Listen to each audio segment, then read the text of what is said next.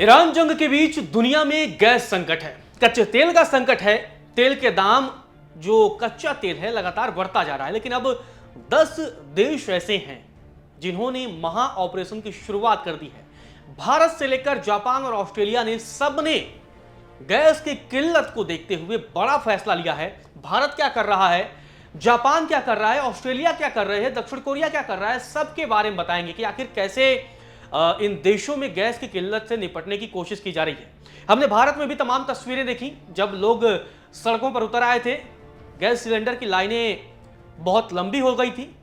सरकार ने कई कदम उठाए। हालांकि होर्मुज से भारत के कई जो जहाज हैं वो भारत के बंदरगाहों तक पहुंच रहे हैं, तो ये भारत के लिए एक बड़ा सकारात्मक संदेश है। लेकिन अब एक एक करते हैं कि सरकार ने जो सबसे बड़ा फैसला लिया उनमें एक था कि जो पीएनजी सुविधा वाले उपभोक्ता हैं उनके एलपीजी लेने पर पाबंदी लगाई। पीएनजी बेसिकली क्या है, आप देखे होंगे कि पाइपलाइन के जरिए, पाइपलाइन नेचुरल गैस पहुंचती है, पाइपलाइन के जरिए आपको वो एलपीजी सिलेंडर लेने की आवश्यकता नहीं होती है। देश के बड़े बड़े शहरों में पाइपलाइन की व्यवस्था है, तो सीधे आपके किचन तक वो गैस जाती है। और सरकार ने कहा कि अगर आपके पास पीएनजी है तो उसका संकट नहीं होगा, लेकिन अगर आप जो लोहे वाला आता है 14.2 किलो वाला, अगर आपके पास पीएनजी है तो आपको एलपीजी का कनेक्शन नहीं दिया जाएगा, एलपीजी का सिलेंडर नहीं दिया जाएगा। इससे एक कोशिश हुई कि जिससे जो लोग स्टॉक करते हैं, मतलब बड़े पैमाने पर लोग पहले से स्टॉक में रख लेते हैं, उनसे बचने के लिए सरकार ने यह फैसला लिया। दूसरा, सरकार की तरफ से भारत में यह भी फैसला लिया गया कि जो रिफाइनरियां हैं उनको एलपीजी उत्पादन बढ़ाने का निर्देश दिया गया। और यह ऐसे समय में हुआ कि सरकार ने अपनी शक्ति का इस्तेमाल किया और बोला कि भाई जितनी हमारी रिफाइनरियां हैं आप एलपीजी का प्रोडक्शन लगातार बढ़ाएं, जिससे सर्कुलेशन में भी वृद्धि आए और संकट का लोगों को सामना न करना पड़े। और इसके अलावा इंडस्ट्री को मिलने वाली जो गैस है उसके मात्रा में कटौती की, क्योंकि बहुत सारी ऐसी इंडस्ट्री है जिसको एलपीजी दिया जाता है। तो सरकार ने कहा ठीक है, अभी आप लोग थोड़ा सा कंट्रोल करिए, क्योंकि आम जो लोग हैं, क्योंकि इसमें 33 करोड़ एलपीजी कनेक्शन है इस समय देश में, तो ऐसे में इनको कोई समस्या ना आए, इसीलिए इंडस्ट्री को मिलने वाली गैस में सरकार की तरफ से कटौती की गई। तो ये कुछ ऐसे मसले हैं जिनमें भारत ने एक्शन लिया। अब भारत के बाद अगर हम बात करें इटली की, तो इटली की अगर हम बात करें तो वहां के प्रधानमंत्री हैं जॉर्जिया मेलोनी। उन्होंने उत्पाद शुल्क में कटौती करने पर वो विचार कर रहे हैं, क्योंकि अगर ऐसा होगा तो निश्चित तौर पर एलपीजी का जो प्रोडक्शन है, जो सर्कुलेशन है, उससे कंट्रोल किया जाएगा। इसके अलावा ऊर्जा संकट का गलत फायदा उठाने वाली कंपनियों पर टैक्स बढ़ाने का भी विचार कर रही है। मतलब जो भी इस समय एलपीजी क्राइसिस है या एनर्जी क्राइसिस है, उस टाइम पर अगर जो कंपनियां गलत इसका प्रॉफिट कमा रही हैं, गलत तरीके से काम कर रही हैं, तो उनसे ज्यादा टैक्स जो है वसूलने पर इटली विचार कर रहा है। इटली के बाद अब बात करते हैं चीन की, क्योंकि चीन में भी किल्लत है। हालांकि चीन में जिस तरीके से वहां पर सिर्फ इकलौता ग्लोबल टाइम्स है, वहां की खबरें वर्ल्ड वाइड बाहर नहीं आती हैं, तो ऐसे में आप देखेंगे कि वहां पर क्या है कि रिफाइन किए गए ईंधन का निर्यात रोकेगा। मतलब आप रोक दिया है चीन ने। मतलब वहां पर भी कच्चे गैस जाते हैं, वहां पर रिफाइन चीन करता है, तो अब उनका जो एक्सपोर्ट करता है चीन, दुनिया के कई देशों को एक्सपोर्ट कर पैसा कमाता है, तो उन एक्सपोर्ट को रोक दिया है। ईंधन की संभावित किल्लत से बचने के लिए एक्शन भी लगातार ये लिया जा रहा है। मतलब किसी तरीके की अगर किल्लत होगी और जो लोग स्टॉक करेंगे तो उनके खिलाफ भी चीन अपने लोगों पर एक्शन लेगा। और इसके अलावा वहां पर, क्योंकि बसंत की बुआई भी आ रही है, तो उससे पहले नेशनल कॉमर्शियल रिजर्व से उर्वरक जारी, मतलब वहां उन्होंने जो रिजर्व रख रखा है खाद वगैरह भी, उसको जारी कर रहे हैं, जिससे बाहर से न मंगाया जाए।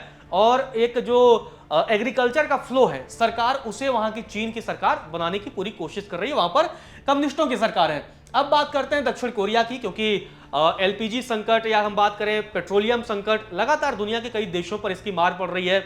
ईरान इजराइल के बीच जो जंग जारी है उसमें सबसे ज्यादा इंपैक्ट जो है वो होर्मुज पर देखने को मिल रहा है, और होर्मुज से ही दुनिया का 20 से 25% कच्चा जो तेल है या एलपीजी है, वहीं से उसकी आपूर्ति होती है। तो इसी वजह से अब दक्षिण कोरिया की अगर हम बात करें तो कोयले से बनने वाली बिजली की अधिकतम सीमा पर वो कम कर रहा है। मतलब अब वो लगातार जो है परमाणु संयंत्रों की क्षमता का उपयोग 80% तक बढ़ाने का निर्देश दिया है, क्योंकि कोयले की अगर हम बात करें तो वहां पर भी कई बार गैस का यूज होता है, या फिर पेट्रोलियम पदार्थों की भी यूज कई बार वहां पर किया जाता है। तो इसीलिए उनकी अधिकतम सीमा अब कम कर रहा है। तो अब न्यूक्लियर पावर प्लांट जो होते हैं उनका यूज ज्यादा कर रहा है कि उससे हम बिजली प्रोडक्शन जो है, पावर प्रोडक्शन बढ़ाएं।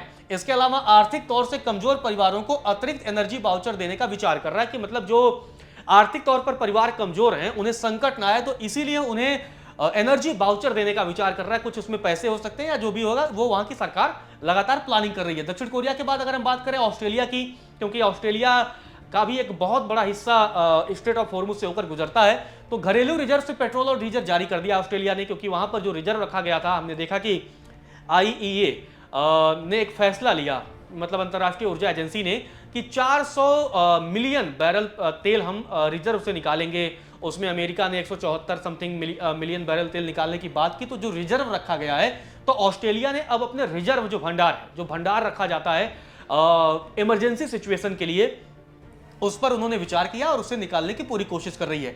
ग्रामीण इलाकों में सप्लाई चेन ठीक करने की लगातार कोशिश की जा रही है, कि जिससे जो ऑस्ट्रेलिया के ग्रामीण इलाके हैं वहां पर भी इस तरह के संकट से निपटा जाए, क्योंकि वहां पर भी LPG किल्लत ऑस्ट्रेलिया में भी लगातार देखने को मिल रही है। ऑस्ट्रेलिया के बाद अगर हम बात करें जापान की, तो जापान भी एक प्रमुख देश है, लगातार डेवलप है। हालांकि जब हॉर्मुज फोर्स गठन करने की बात आई थी, ट्रंप ने जब पहल की थी, तब जापान और ऑस्ट्रेलिया ने मना कर दिया था कि हम आपके हॉर्मुज फोर्स में शामिल नहीं होंगे।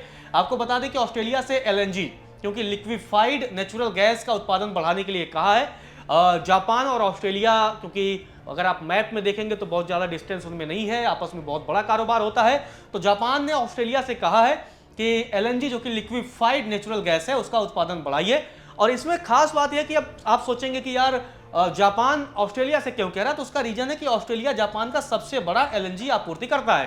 तो जो भी LNG मिलता है जापान को, उसमें सबसे बड़ा एक्सपोर्टर अगर हम बात करें तो वो ऑस्ट्रेलिया है। इसके अलावा अगर हम यूरोपीय संघों की बात करें, तो यूरोपीय संघ ने क्या कुछ किया है, क्या प्लान बना रही है, इस जो पर्टिकुलर सिचुएशन अभी आया है उससे निपटने की क्या योजना है। तो EU की सरकारों को गैस आयात पर नियमों को लागू करते वक्त ढील देने के लिए कहा है। ये यूरोपीय यूनियन ने कहा है, नियमों का सख्ती से पालन कराए जाने पर भी LNG की आपूर्ति में देरी की संभावना हो गई है। तो ये कहा गया है क्योंकि जब नियमों की सख्ती से पालन कराया जाता है, तो उस समय LNG जो है, क्योंकि अभी LPG, PNG और इसके अलावा LNG की, लिक्विफाइड नेचुरल गैस की अगर हम बात करें तो बड़ी चर्चा हो रही है। तो उसमें अब LNG को लेकर के भी सरकारें सतर्क हैं, और यही कोशिश हो रही है यूरोपीय संघ की तरफ से कि जो नियम है LNG को लेकर के, उनमें आप ढील दीजिए, क्योंकि अगर आप उनमें अगर आप सख्ती रखते हैं तो ऐसे में LNG जो आपूर्ति है उसमें देरी होगी, तो लोगों को इंपैक्ट का सामना, यानी प्रभावित वो लोग होंगे। इसके अलावा दुनिया के कई और देश हैं, जिसमें अगर हम बात करें जो महा ऑपरेशन चल रहा है LPG संकट के बीच, उसमें और मलेशिया है। मलेशिया पेट्रोल सब्सिडी पर खर्च बढ़ाकर $51 करोड़ करेगा।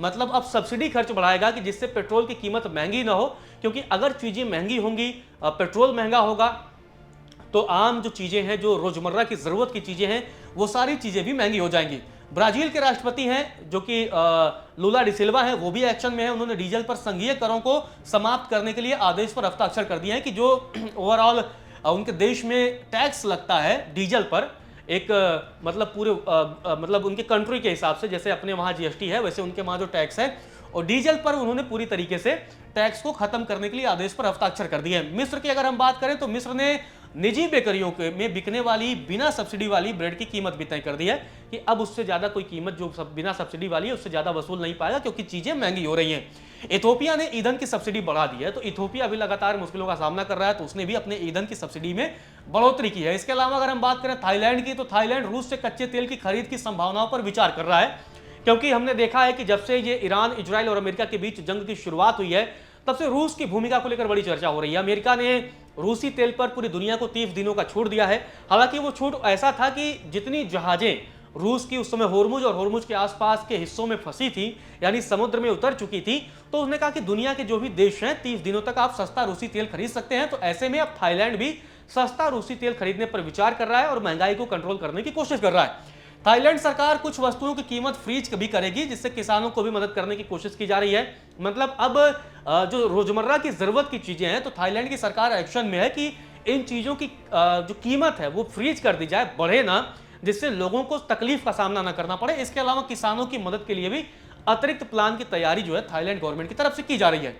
फिलीपींस की अगर हम बात करें तो वो कोयले से बिजली उत्पादन बढ़ाएगा, बिजली बिलों पर लगाम लगाने की कोशिश कर रही है। तो ये फिलीपींस की कोशिश है। तो ये दुनिया के वो तमाम देश हैं जो LPG संकट के बीच इससे निपटने की कोशिश कर रहे हैं। भारत भी एक्शन में है, क्योंकि हमने देखा है कि भारत में भी पहले सरकार ने 60 रुपए LPG की कीमतों में बढ़ोतरी की, कॉमर्शियल सिलेंडरों पर कई जगह प्रतिबंध लगा दिया गया, और इसके बाद से सरकार की कोशिश है कि आम जन तक जो बड़ी बड़ी लाइनें थी वो न लगे।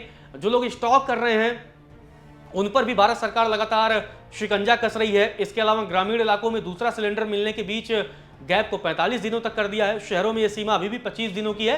तो सरकार की तरफ से कोशिश है कि जिस भी तरह से ये पूरा संकट आया है, एलपीजी को लेकर जो किल्लत हो रही है, उसका इंपैक्ट बहुत ज्यादा दिनों तक ना रहे। इसीलिए सरकार अपने अपनी तरफ से, दुनिया की तमाम सरकारें हैं जो अपने अपने हिसाब से लगातार कोशिशें कर रही है। फिलहाल के लिए इस वीडियो में इतना ही।